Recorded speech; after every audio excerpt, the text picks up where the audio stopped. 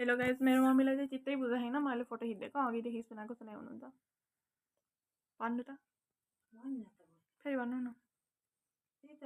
तिमीले फोटो खिचेको मैले फोटो खिचेको तिम्रो फोटो हेर पहिला अनि त्यसपछि ए मलाई त बुझेन, मलाई बुझ्नु यो चित्त। यो तिमीले खिचेको भएपछि त बुझे त यो फोटो र यो फोटो खिच्यौ नि तिमीले ल यो मैले खिचेको फोटो हेर हेर ल कुन राम्रो छ ल भन त हजुरले खिचेको राम्रो हो यो भन वाला त। बेस्ट अनि फोटो खिच्न पठाएको त्यस्तो खिचिदिने ल हेर अब तलको अर्को पनि हेर ए तलको ठाउँको पनि तिमीले हो कि होइन मात्रै भन के ओके के फोटो खिचेको यो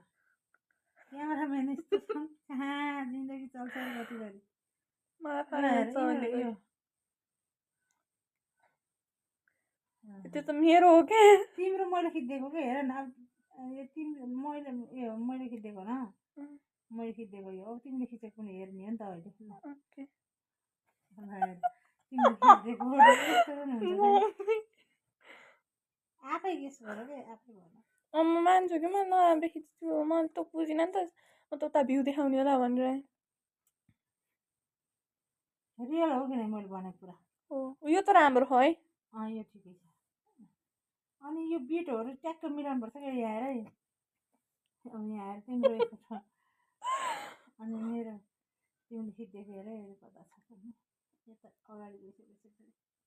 यो यो चियर सिधा हुनुपर्छ नि कमसेकम बाङ्गो होला कि मैले बिकज भ्यू त्यता थियो नि त हुन्छ